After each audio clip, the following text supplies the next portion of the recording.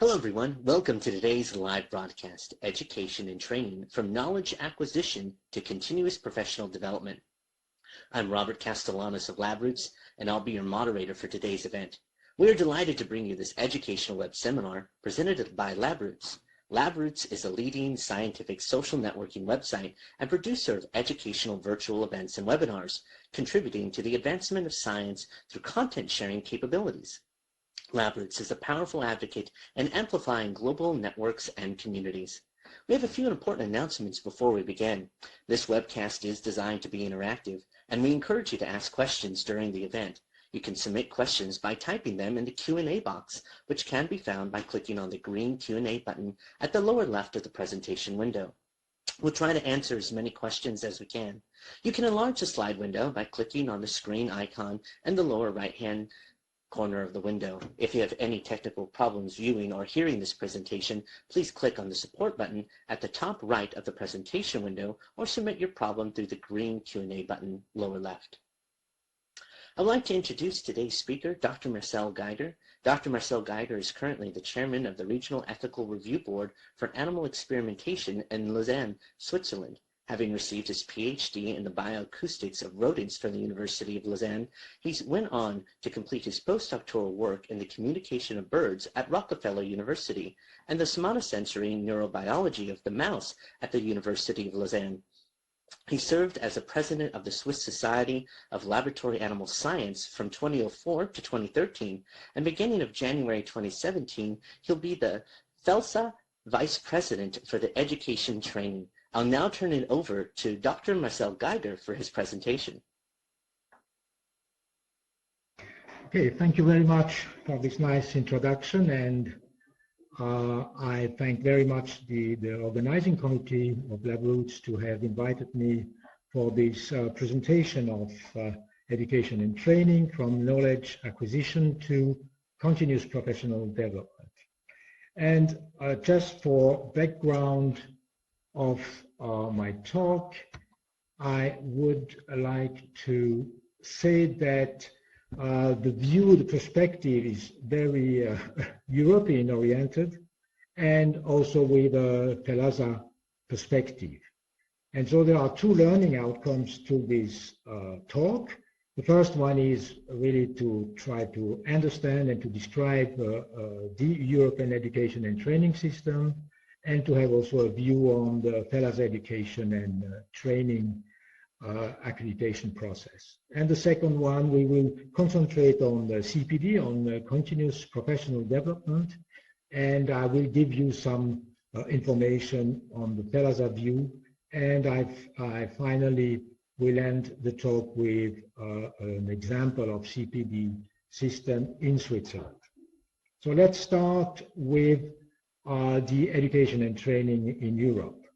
And here I will subdivide my talk in three parts, just mentioning the directive and then two other very important documents that I will develop in the later slides.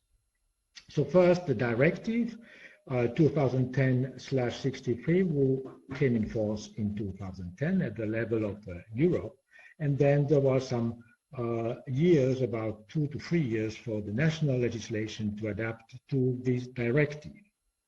And the aim of the directive, at least for education and training, was to put it as mandatory in each member state, therefore to harmonize education and training, to ensure that competence is in place, meaning that the quality of the course should be pretty high, and this, of course, will facilitate free movement of personnel between the countries, which is quite important in Switzerland in the research community. And this is based on Article 23 of the directive on competence of personnel, and the second part of this article mentions clearly that the staff shall be adequately educated and trained before they perform any of the following functions: carrying out procedures on animals, this is function A; designing procedures and project, this is function B; taking care of animals, function C; or finally function D, killing animals. So Europe has subdivided animal experimentation in 4 basic categories: taking care of the animals, applying procedures, designing projects, and a 4th one, which is killing animals. This is specially dedicated to people working on primary cell culture, things like that. Based on the directive, some expert working groups were set up in education and training. They produced a document which is named a working document on the development of a common education and training framework to fulfill the requirement under the directive. This was finished in 2013, and then it was amended and finally accepted by the NCA, meaning the national competent authorities, which endorsed this paper February 2014.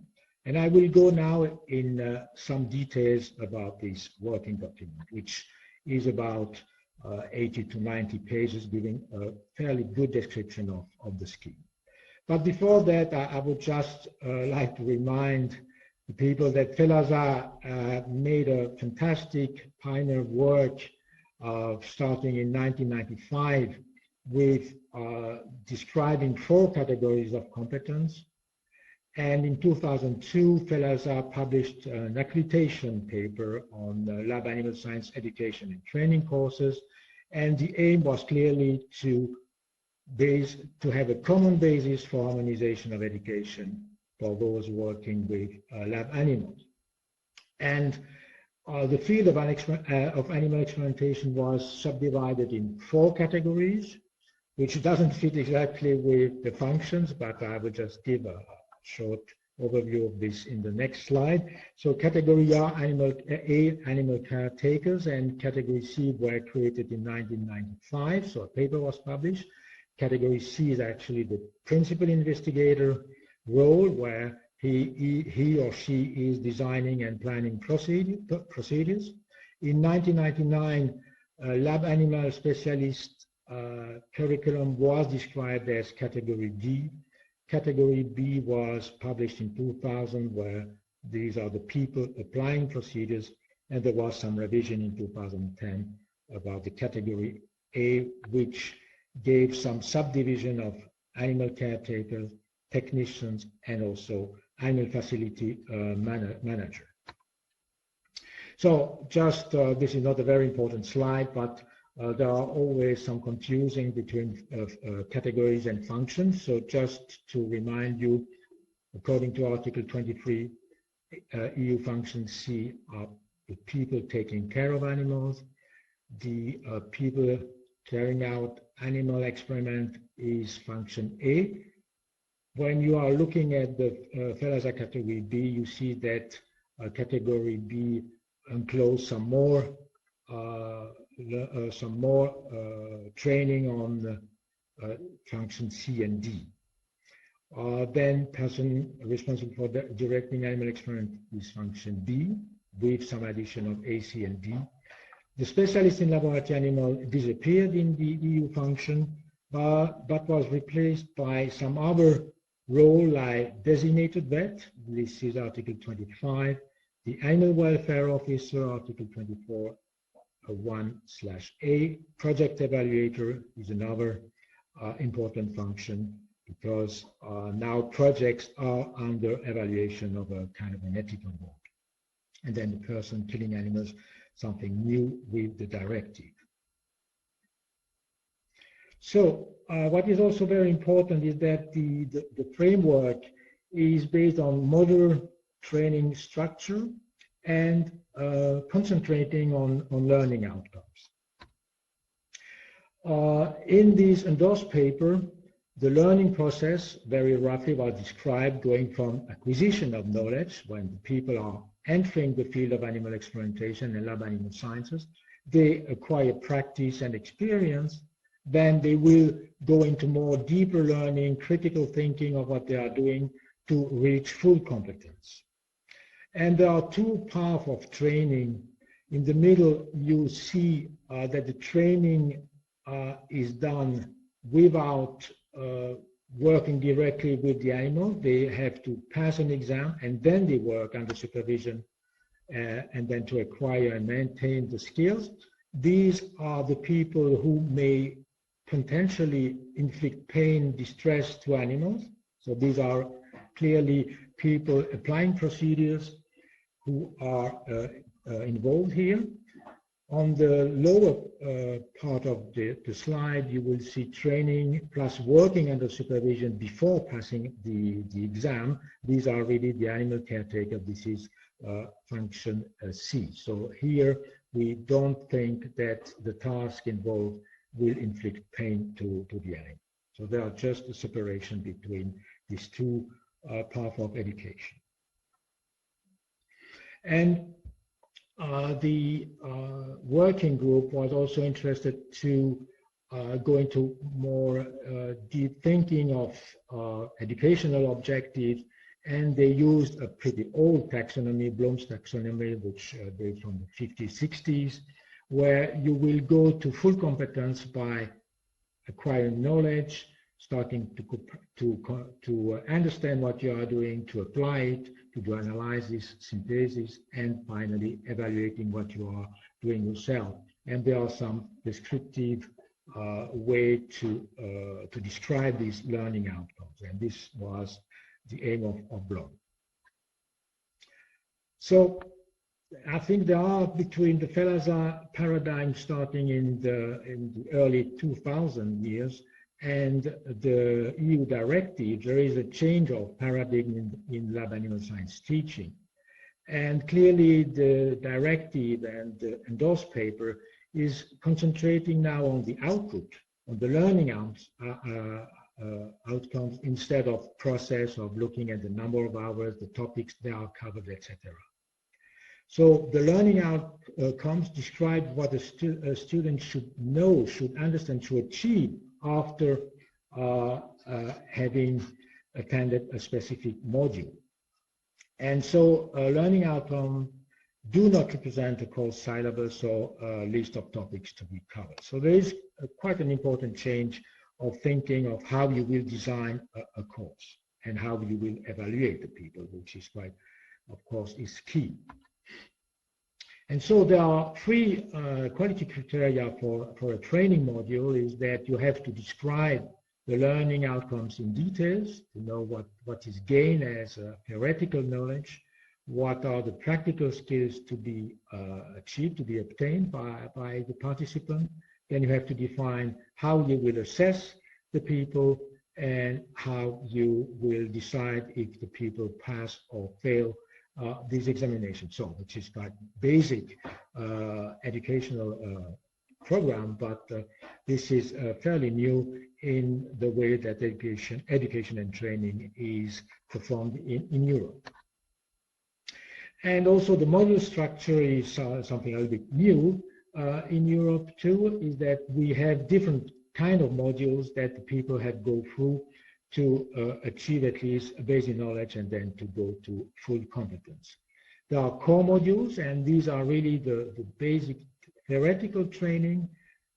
This is the basis for all functions, A to D, and this is, of course, compulsory to be attended. And then, depending on what your role will be in animal experimentation, you will attend specific function, which will deliver a minimum training for a specific function. And on top of this, you may have additional task-specific modules, like, for example, if you are working as a function A, a person applying procedures, you are working in bioimaging, you have to achieve long anesthesia of your animal, then you will attend specific modules on anesthesia and analgesia, and also principle of surgery, for example. And there are other additional modules. And of course, what is also very important, these modules are species-specific oriented. So you will have to attend for mice and rats a kind of a course. After having achieved this course, if you need to work on zebrafish, then you will attend some specific species modules devoted to zebrafishes. here a very complex table which probably you cannot read, but this is a short list of the different modules that you have or you can attend. On the right side, you have the EU function described, C, D, A, and B, and then you have a column ticking where species-specific teaching has to be given. What is interesting here is that you have to attend the 6 core modules, which are all mandatory, and then on top of this, you may add some more function-specific modules like basic and appropriate biology, the skills, minimal invasive procedures without anesthesia, the theory and the skills, and add humane methods of killing, skill-oriented module. And by designing such course, what you can do is to deliver a course where people going for function A, C, and D can attend this course, which gives you a pretty large array of participants, which gives you also some freedom to design your course in multiple ways. And I just spent 3 or 4 more, slides on the skill teaching. So module 3.2 is devoted to handling and restraint, and here the description of the learning outcome is to be able to approach, handle, pick up and restrain an animal, to return it to its cage, pen in a very relaxed way, emphatic manner, so in order that the animal is not distressed or caused harm after this handling and restraint. For module A, which is related to minimal invasive procedures without anesthesia, you have here 3 learning outcomes. I don't want to go into the details, but it shows that you will have to perform minor techniques under supervision in a manner that does not inflict unnecessary pain, suffering, distress, or lasting harm. And the last one, module 6.2, which is a skill teaching of humane method of euthanasia. Here you have 2 learning outcomes: proficiency and humanely carry out euthanasia using appropriate technique on relevant species of lab animals, and to demonstrate how death is confirmed and how cadavers should be processed or otherwise disposed of. So this raised the question of using live animals during lab animal science courses, which has been quite often discussed in different countries in Europe. And the directive is quite clear on this, that the expert group considered to use animals for the purpose of education and vocational skills in the EU is acceptable to use live animals. Of course, you have to justify what you are doing to the animals very clearly, and you should not constrain the animal to a level which is higher than mild. And also, the endorsed paper gives a description that you should use a tiered approach when you are working with live animals. You start with non-animal alternatives like webinars, like DVDs. Maybe you can switch to some cadaver work, and then finally you will use live animals. And of course, you should not deliver this kind of course to a bachelor level where many people will probably not use animal later on. So this is really focused on people who are working really with animals for their research. And finally, it's also important that the quality of course is maintained, and as I demonstrated with these this table where you can design different courses in a multiple way, you have to be sure that the quality of the course is here, because it will be helpful for the mobility of researchers. And in the EU system of approval of accreditation should be implemented in the different countries or over countries, like the FELASA accreditation system, because it will give confidence on the quality of the training and assessment, and so it will introduce some confidence in the competent authorities, and they will accept courses from other countries more easily if there is an accreditation system in place, and of course mutual acceptance will have mobility. There is a platform that has been established at the European level for sharing and exchanging information between the three stakeholders involved in these education and training, which are the member states authorities, of course, the course provider, and the accreditation approval bodies. And this is illustrated by this slide, which again is not very clear, but you see on the top the member states, on the bottom the course organizer, in between the accreditation bodies who can be private, public, international, national, and all these people are sharing their knowledge, their experience, and probably will try to figure out different schemes to ensure that the quality of the courses is at a top level. And this is the aim of this ED+ platform. So just, I will switch now on the FELASA accreditation system. And as I said already at the start of my talk, FELASA played a pioneer role in the quality control of education and training. And they started right away at the international level for promoting research and mobility. Even if Europe is smaller than the United States, we have many countries, and it's, of course, it doesn't facilitate mobility across borders. So I will concentrate on our 2015 recommendations, which can be found on the FELASA website under Accreditation Board for Education and Training, and you can download this paper, and you can also see the number of courses who have been accredited by our board.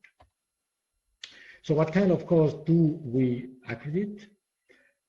And in the learning process described in the EU paper, we are really at the start of the whole learning process for what you go from the knowledge acquisition to a competence. So the idea with our accreditation is to work at the start.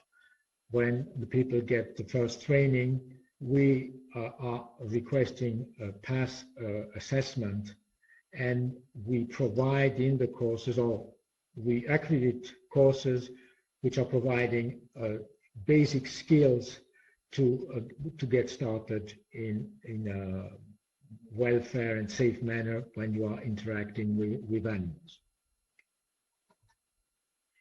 And again, if we take the Bloom taxonomy, we will concentrate, so the course organizer will concentrate the learning outcomes on the knowledge comprehension and very slightly on the application of the knowledge in the practical life of animal experimentation. So I just want to speak about function and modularity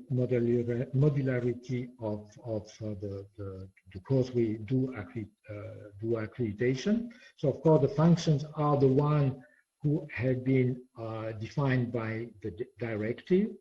But what we do is we do not an accreditation of single modules.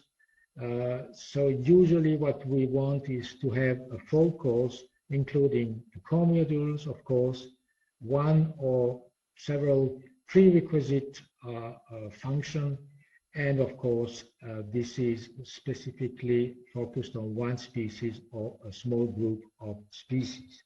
This was really what we wanted at the start. By experience, we are opening a little bit the accreditation to some standalone modules. And these modules 9, 10, and 11, for example, are concentrating on ethics and the 3 R's for module 9. 10 and 11 are on biostatistics, which can be taught in a standalone manner. You don't use live animals for this. So we do some accreditation of this kind of modules, and then we go to more task-specific modules, and which are devoted to surgery, to anesthesia and analgesia. On the issue of using live animals, so we are more in favor of using live animals for teaching basic skills. I think it's very important, and I will present some data on this. And we are also open to some euthanasia during the teaching. But this is a little bit more tricky, but we are open to using animals during for euthanasia or not. This is a matter of how people are working and presenting their learning outcomes and their practical means to achieve these learning outcomes. And so this is a long-standing issue, and just here for historical reason, in 2002, the idea to use live animals was in the air, and FELASA was in favor of this, the use of live animals, because probably it will also contribute to the culture of care to develop the appropriate attitudes toward animals. I think this is crucial in education and training in lab animal science and animal experimentation.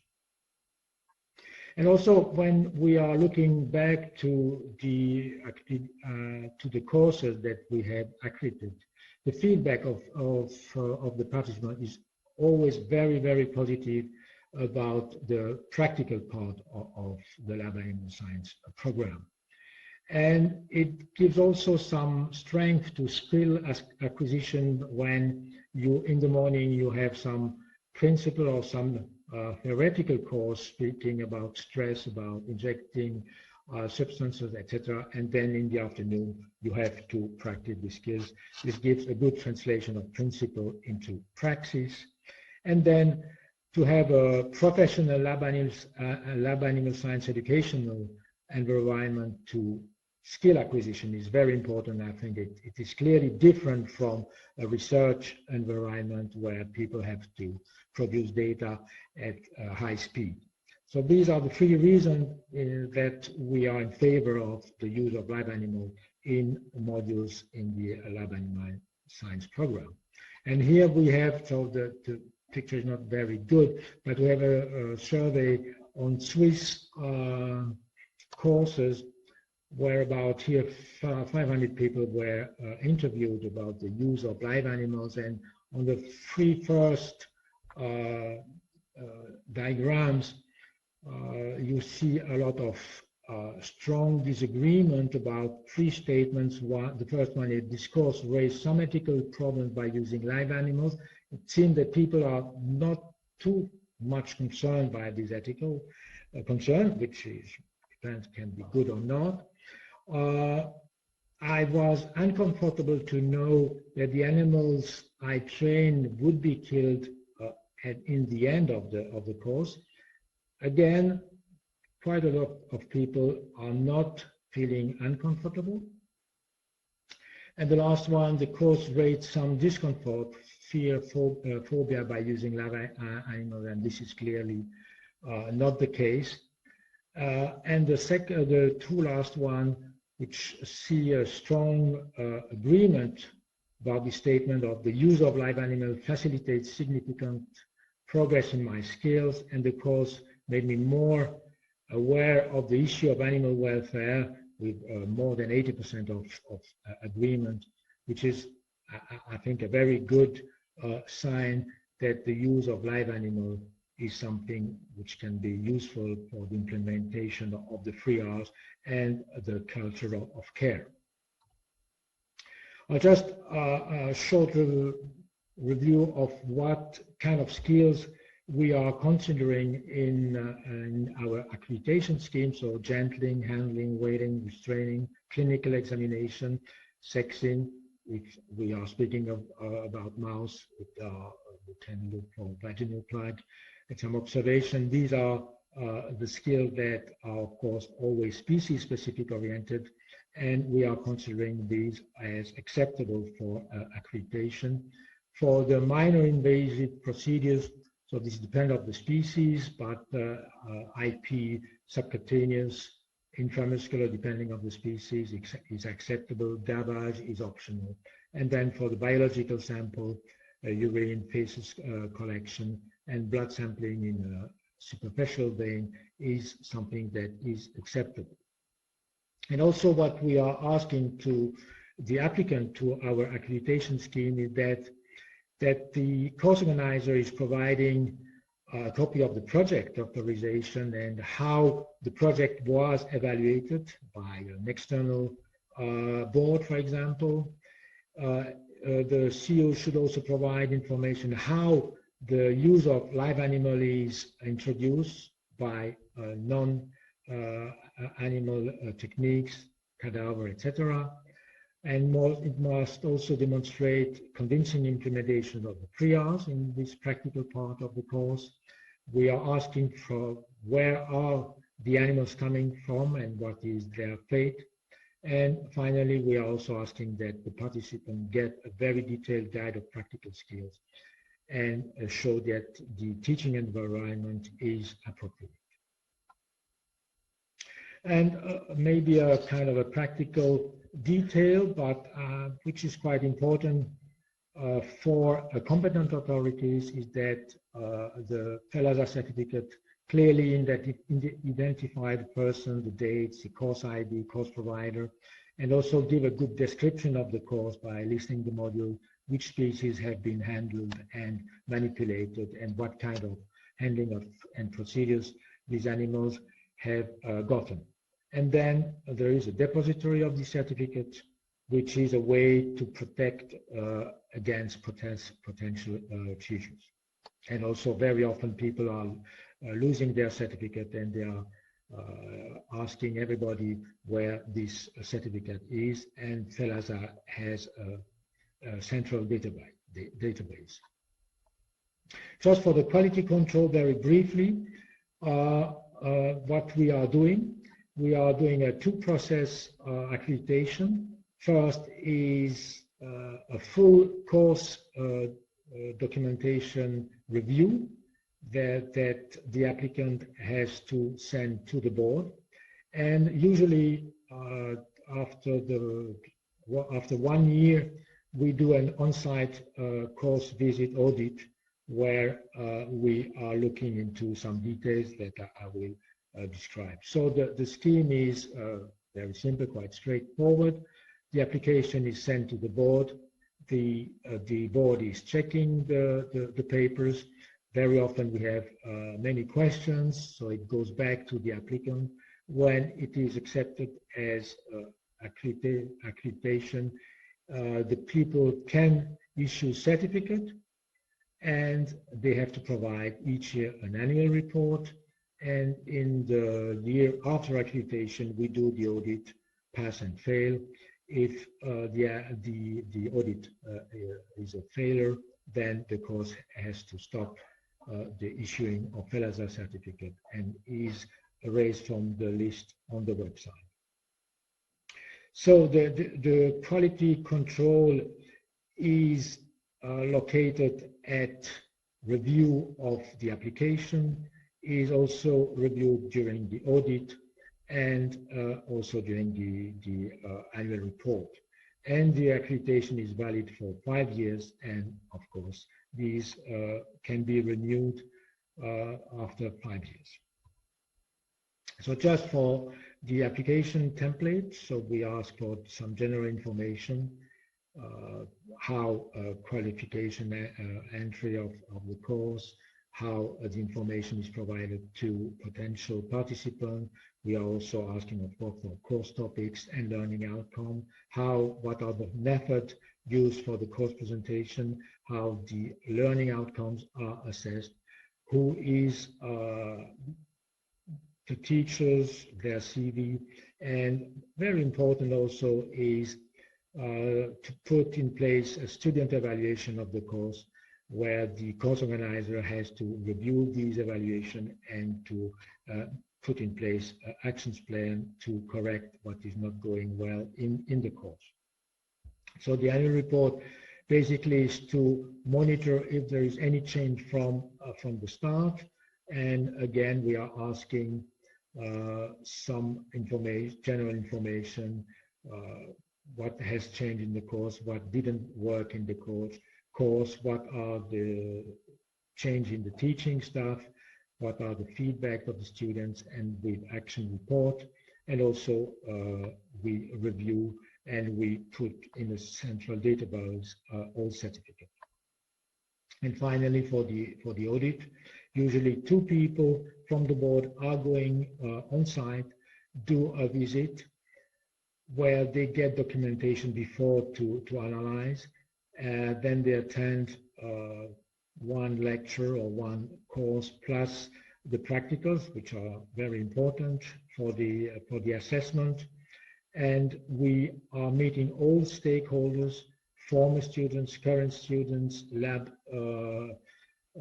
heads, teachers, to have really a good overview of how the course is going on. And finally, we issue commendations and recommendations to be implemented. Just very briefly, our board is made of 8 people who are coming from different countries in Europe. So we have quite a large sample of different culture from the south of Europe to the north of Europe. And so we have started audit in 2006. So just now, the last part of my talk, which concern mostly supervision and competence. So as said in the directive, the staff must be adequately educated and trained, and that they shall be supervised in the performance of their task until they have demonstrated the requisite competence. And again, if we go to the scheme, we see that the FELASA accreditation stops really at the early stage of the full acquisition of competence. And what I will speak about now is not under the scope of FELASA in terms of quality control and accreditation. But I will concentrate on continuing professional development.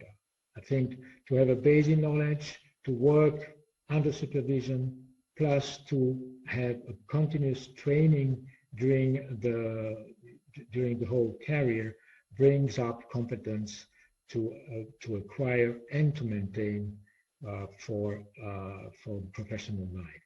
And I will base my talk, for my last part of the talk, on a paper issued by FELASA, by a working group on continuing education, which has been issued in 2010. So there are, of course, 2 aims to CPD. The first one is to reach and keep full competence by a lifelong systematic learning, which is really a good reward of our professional life. But there is also, in addition to this personal benefit, it's also to make sure that new technologies are implemented in the practice of animal experimentation, that the 3 R's are clearly well in place in the institution, and that the concern of societies are also discussed and integrated in the practice. And this will demonstrate to the competent authorities that the welfare of animals is maintained to optimal best practices, to best practices in short. So there was a short survey by the working group on the CPD in 2010, so it's a little bit old, but I think things didn't change so drastically since then. So there's only few EU countries which have a scheme in place. And just to mention that the directive doesn't impose CPD in the regulation. So this is open to every country. And every person which has been interviewed think that CPD is clearly needed. About the assessment, what is a good CPD training is about 8 to 16 hours per year, but then accumulated on a period of 5 years. And of course, it should update all new technologies, new changes in regulation, progress in the 3R. And many people think that an accreditation-like process is needed to have a good quality of CPD programs. So people working with animals all should receive a CPD. So this is also clearly stated. And the topics do not include only animal experimentation procedures, but should also, of course, involve the housing, the breeding, especially with genetically modified animals. This is quite important. And also what concerns biostatistics and designing and planning experiment. And then another important dimension is the hands-on to maintain or to make progress in the skills is also very important. CPD should start actually right after the first lab animal science knowledge course. I think this is quite obvious, and it should end when you stop working in this field. And each institution should have so the human resources of the institution should have a development plan for each person involved in this field. This is quite clear. And the diversity, I think flexibility in the CPD availability should be quite large. And this can involve conferences, lecture, personal studies, acquisition of skills in another lab, to have also professional activities linked to Lab Animal Science Association, to follow up PhD students. This should be included in a CPD scheme. And depending on the size of the institution, I think it's quite important that these small institutions are going together to build up courses, to get the critical mass and to maintain adequate quality. I think it's quite important. In Switzerland, we are a very small country, and very rapidly we coordinated between the different universities in Switzerland, and we actually provide at least a 2-day CPD each year at the national level. Maintenance of portfolio is something quite boring, but you have to take care of this to be sure that people have the good training and the number of credit at the optimal level, and this is something that institutions have to take care, and it's actually quite a lot of work. So, as I said, diversity of topics is very important. It's key to get a very large view of the field of your practice, and a good balance between practical, hands-on and theoretical activities is welcomed. And usually the rule of thumb is that 1 hour of CPD counts as 1 credit, and the FELASA has made a kind of a scaling of accreditation of credit. For function A, 10 credits per year would be adequate. For function B, 15, and for function C and D, 5. Function A is applying procedure, function B is to plan and design procedures, and project. Function C is animal caretaker, and function D is this euthanasia of animal function. And each individual should maintain a CPD portfolio.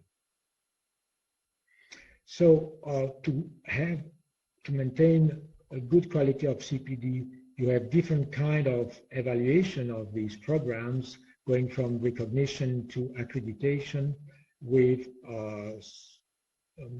different kind of quality control on these courses. And we are not yet at accreditation, at least at FELASA level.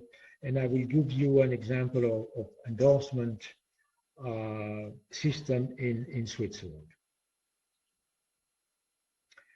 And of course, you should always adapt the quality of your CPD to the aims that the institution and the people have to achieve.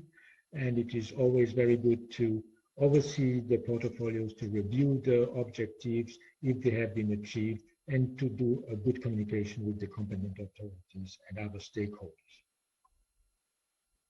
Just very briefly on the Swiss example. It's probably not the best, but it's quite simple and quite transparent. So it's really based on, it's a process-based system. So there is not quality control of learning outcomes of these courses, but it is really engineer-driven process. And quite importantly, the competent authorities invest a lot of time and money in these CPD schemes. And so there is a basis in the law which makes the continuing education mandatory for everybody working with animals, with laboratory experimental animals. And the description of this continuing education is also given in an article, Article 50. The continuing education may take place in the form of a course, of some hands-on, and also when you attend a congress or a workshop. And it's quite interesting that not only specific EU functions are concerned, but also the animal facility managers and members of the ethical boards who are evaluating the project have to achieve CPD. And when you are organizing such a course, you will submit it to a competent authorities, which is the Swiss Association of the State Veterinarian. And there is an official form where you will describe the content, to whom it is aimed, and other details. And you have also to provide an evaluation form by participants of the course, so that the competent authorities can have a check of how the course has been perceived and evaluated by the participant. And we are also to provide a template of certificate of attendance. Even in the Swiss law, you have really a template which is described. Maybe the interest here is just to show that you have to provide a clear ID of the people, an ID of the training course, and a signature of who has given the course. And in Switzerland, you keep the right to perform animal experiments as long as you have attended continuously 4 days of CPD for the last four years. So you have to always to keep your last 4 years with 4 days of CPD, which correspond to 4 times 6 hours of course, of attendance to a meeting, of hands-on, etc. And you have a federal IT system which keep track of the CPD training of everybody involved in animal experimentation. And this is validated by the State Veterinary Office. I remind you that Switzerland is a federal state, so the law is federal, but the enforcement is at state level. And for example, here, this is my curriculum about the CPD. You have always to keep your training at 4 days per 4 days for the last 4 years. You get a green light. Otherwise, you have to do your CPD before you can start to work with animals. So to conclude, I would say that Article 23 of the directive have made now education and training mandatory in all 28 member states. So this is quite a change since 2010. Modules and their associated learning outcomes make the pedagogical approach flexible and diverse. By aiming to the output instead of the process, of course, there is a risk of lack of harmonization between institutions at the regional and country level, because some states, some countries have a different view of how you can achieve learning outcomes, and there is a small risk of a lack of harmonization. But I think by accreditation, by endorsement and recognition process in place, learning, education and training will have still a high quality. The quality will be maintained if we put in place accreditation, recognition and endorsement processes. FELASA has played a pioneer role in this supranational quality control, and I think it will still play a key role in the future to facilitate mobility of people between research institutions. And CPD and supervision, which is another part which I didn't touch upon, should be the next challenges of lab animal science, the lab animal science European community. And by this slide, I would like to finish this presentation, and thank you very much for your attention.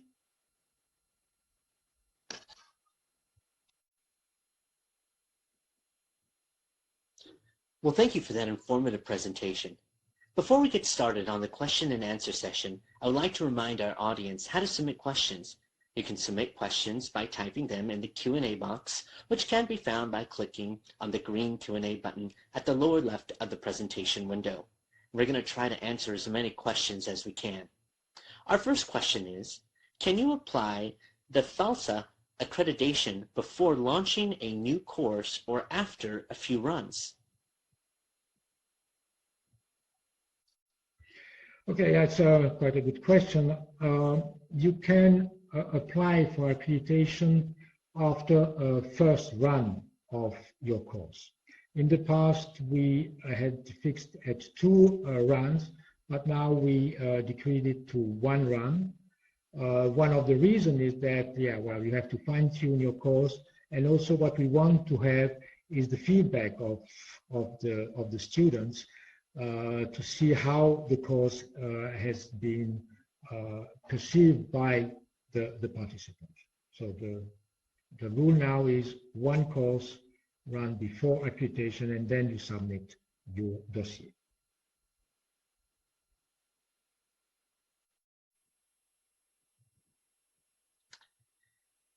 Thank you. And our next question is, can I apply for such accreditation even if I'm not a member of FELASA? We have a good example with India. We have a FELASA accreditation in Chennai, in India, where these people were interested to get this accreditation. The difference is actually in the price of this accreditation. In Europe, or in the FELASA community, the audit is paid actually by the fee, the annual fee plus the fee that is bound to each certificate issued. For this Indian course, the people have to pay the auditors travel and accommodation. This is the only difference.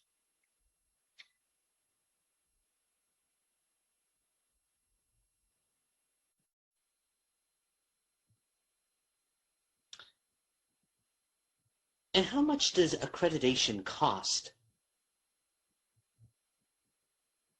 Yeah, I didn't mention this. So the accreditation cost of currently 440 euros per year, and plus €7 per certificate issued. And actually, when the course organizer is interested in this and get the accreditation, then he signs a contract between his institution or her institution and FELASA, and usually this contract lasts for 5 years.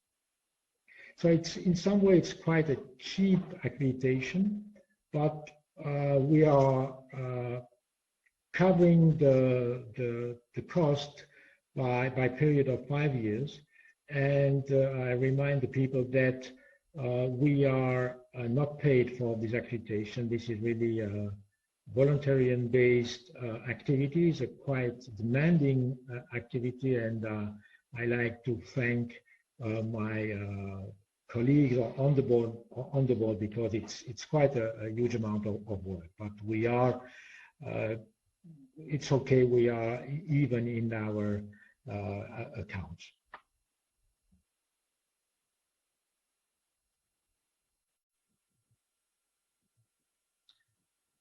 My course is in French, and I finished it. Do I have to translate all of my documents into English? And a good question.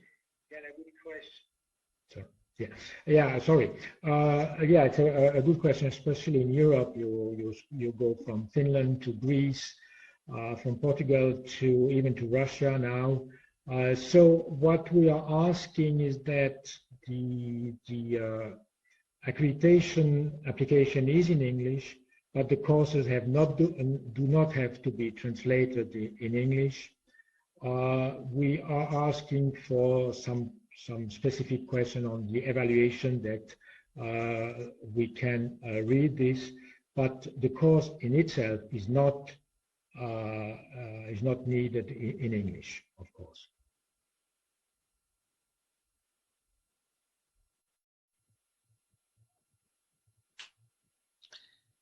And it looks like we have time for one last question here, Doctor. How many courses are FELASA accredited in Europe and elsewhere?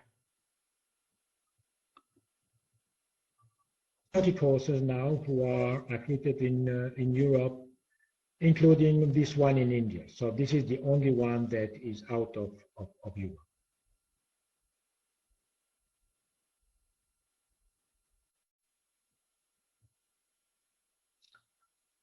And thank you. And Doctor, before we let you go today, do you have any final closing comments? Well, what I would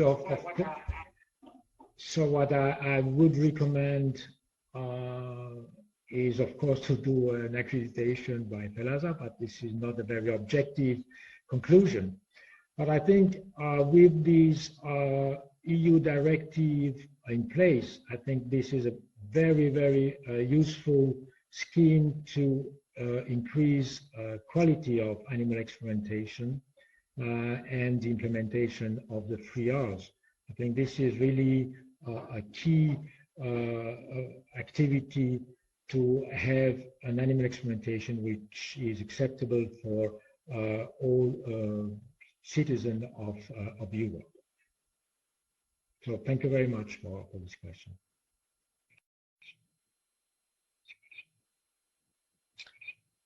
Again, I would like to thank Dr. Marcel Gyger for his outstanding presentation. I'd also like to thank our sponsor, LabRoots, for making today's educational webcast possible. Today's webcast will be available for on-demand viewing through April 2017. You'll receive an email from LabRoots alerting you when this webcast will be available for replay. We invite you to forward that announcement to colleagues who may have missed today's live event. And until next time, goodbye.